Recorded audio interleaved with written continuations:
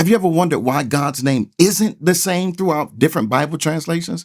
Is it Yahweh, Jehovah, or simply Lord in all caps? And what does it really mean to call on the name of the Lord?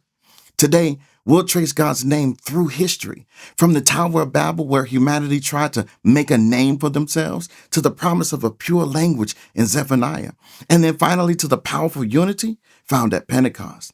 You're about to uncover truths that will transform how you understand his name and what it means to truly call on him. What we're diving into isn't just about history or translation. It's about discovering the heart of worship.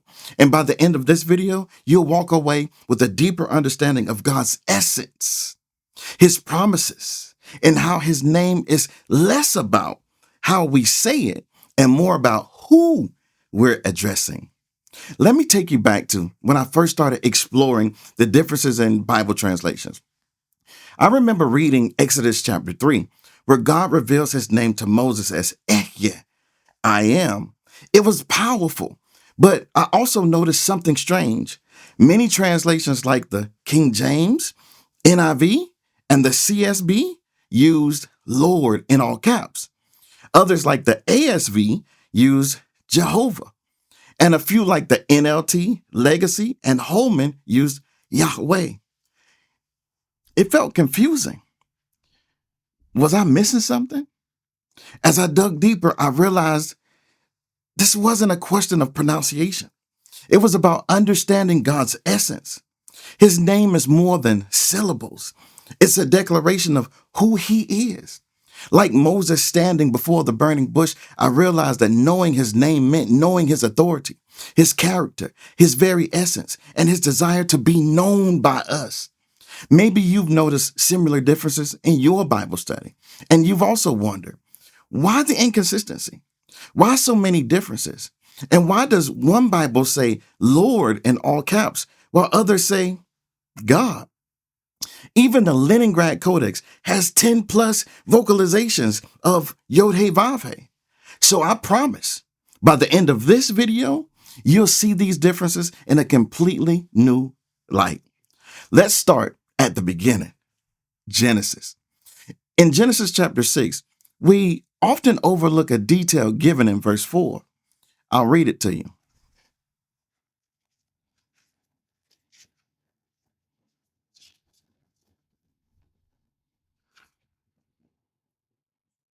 There were giants in the earth in those days, and also after that, when the sons of God came in unto the daughters of men, and they bare children to them, the same became mighty men, which were of old, men of renown. What we miss is the word renown.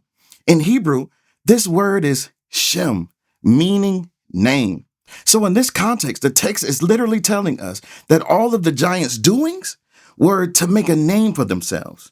By the time we reach Genesis 11, the idea of making a name culminates in the Tower of Babel. The people say, let us build a city and a tower with its top in the heavens, and let us make a Shem name for ourselves. This wasn't about architecture. It was about rebellion. Instead of seeking God's name, they sought their own glory, just as the giants did before them.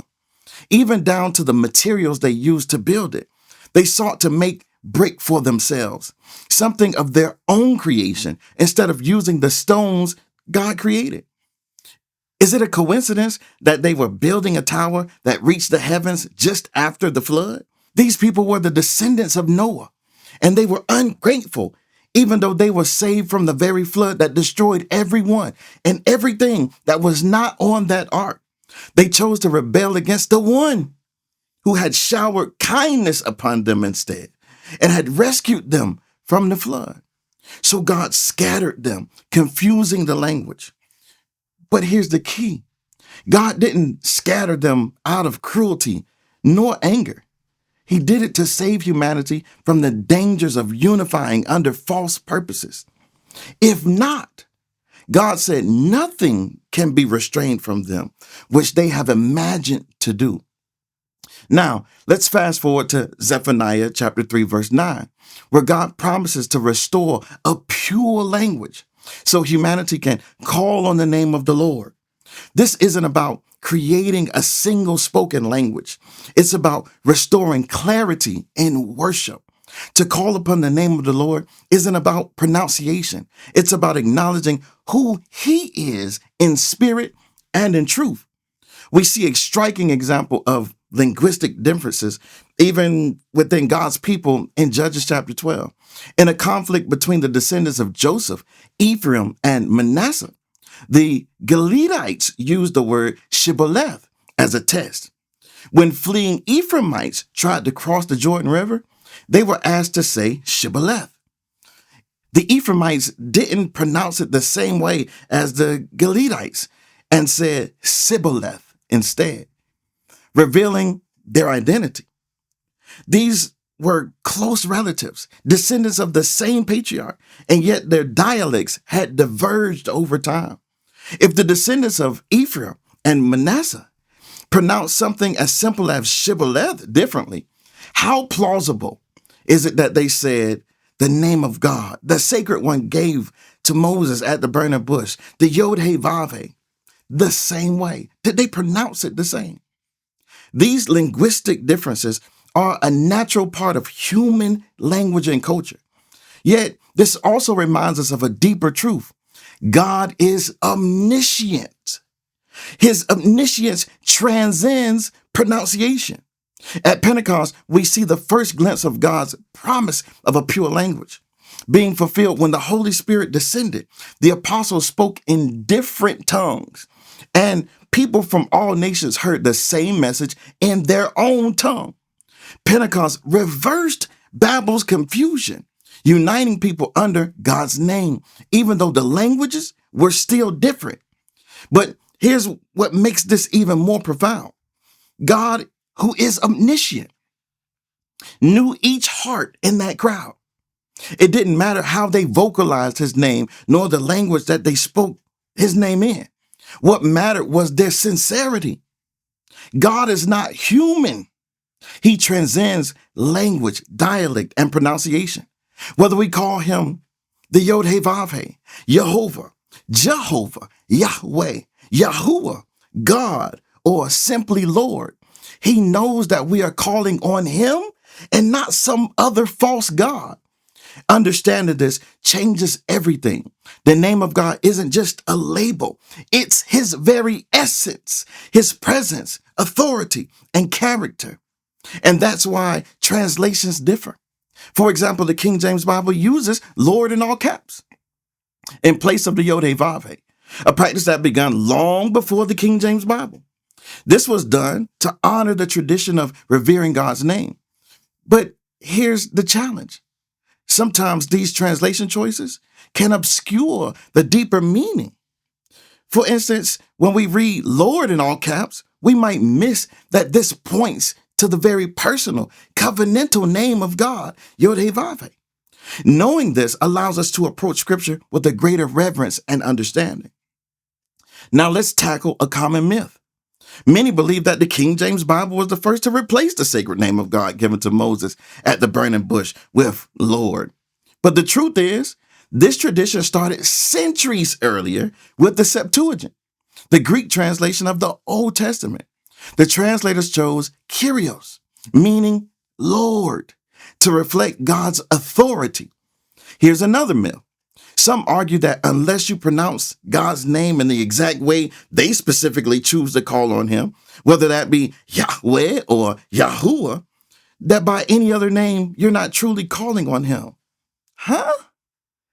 Remember, God is omniscient. He knows when we are sincerely seeking Him. It's not about the sound of His name. It's about the posture of your hearts. When you grasp this, it transforms your worship. Understanding these truths allows us to move beyond debates over words and focus on the relationship God desires to have with us. God's name isn't bound by language, culture, or pronunciation, nor whether modern Hebrew sounds the same as ancient Hebrew. It's His essence, His authority, and his invitation to know him. From Babel to Pentecost, the journey of his name shows us that what matters most is not how we say his name, but how we call on him in truth.